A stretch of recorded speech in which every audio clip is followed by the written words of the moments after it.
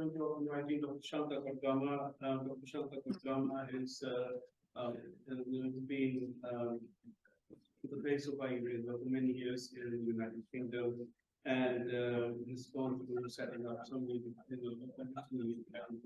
association and Ayurveda, and it has now been instrumental in reformatting the British Ayurvedic Consortium, which is a platform organization for most organizations. So, Dr. Godagamma, would you please speak for about 3 minutes, sir? 3 minutes. Thank you, sir. Okay, thank you. I'll try to brief myself. Thank you. It's nice to see Your Excellency. Nice to see my colleagues and familiar faces around here. And particularly my talk mainly focusing on new generation of practitioners in this country, and also the attention of Indian High Commission and the Indian government. So my journey starts nearly 44 years ago. I was the first work permit for the UK as an Ayurvedic physician, and I was a director of the most famous Birmingham clinic where we had 100 million patients treated with complementary medical methods from all around the world. Now, when I arrived in this country, I recognized 3 areas of weaknesses in this country with regard to Ayurveda. First thing is, people had no knowledge about Ayurveda. Even the medical practitioners, medical doctors had no knowledge about Ayurveda. Second challenge was no educational institute in this country for Ayurveda. Third challenge was no organization existed in this country for Ayurveda. So addressing the first issue, I have written a book called Handbook of Ayurveda, mainly for laymen, understand very simply about the highly sophisticated system of Ayurveda, very simple English language, which is translated to many languages today. So I have achieved that, and then I have helped to set up first College of Ayurveda, recognized by Ayush Ministry, the curriculum, and with the help of Dr. Maruf Atik, who is the president of the British Ayurvedic Medical Council today. And so that was the second task. And third task was to get the profession organized. So which I recognize the most important thing for Ayurvedic physicians to succeed in this country.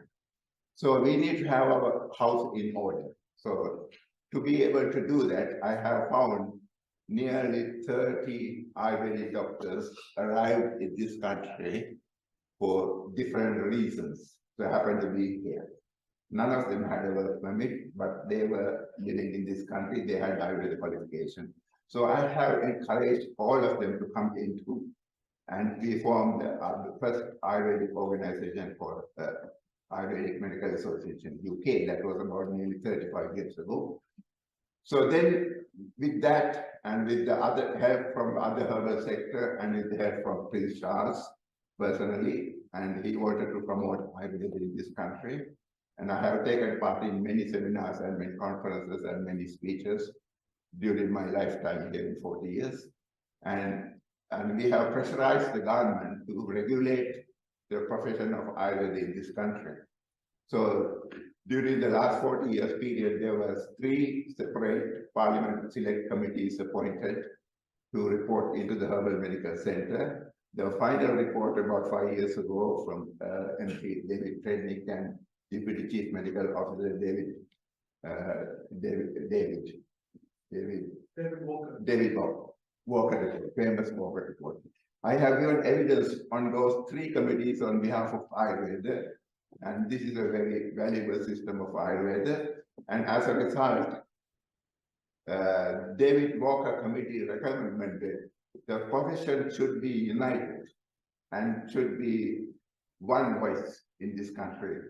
So there were several Ayurvedic organizations formed by various groups, and I have managed to get all the groups together to form the British Ayurvedic Medical Council, which is at the moment it is final touch, almost it is set up, and we have about nearly 6 different organizations join us, and this is the one voice for Ayurveda in this country, which should we are now getting old, and we like to hand over this this beautiful science of Ayurveda to the next generation, and next generation should take it to the next level. So we have laid the foundation very well in this country, and also we have built the walls. Now it's putting the roof together. So that is the final touch I explained in brief. But on top of that, I've been working with the government, MHRA, Medicine and Healthcare Regulatory Authority, as the first appointee as advisor to the advisory committee of the MHRA. So I have been involved in licensing about nearly 500 different herbs, including Ayurvedic herbs, because now it is a law in this country, no herb should be sold over the counter without a product license with indications. So therefore, I have done my work 15 years with the government. And so therefore, I ask all of you to join this umbrella organization as a practitioner organization. The British Ayurvedic Medical Council, Medical Association is one of the organizations which I'm heading as the president of the British Ayurvedic Medical Association. But the umbrella organization is the British Ayurvedic Medical Council. In that council, I stand as a founder patron. So that's all in brief, my journey of Ayurveda in the country. Thank you very much.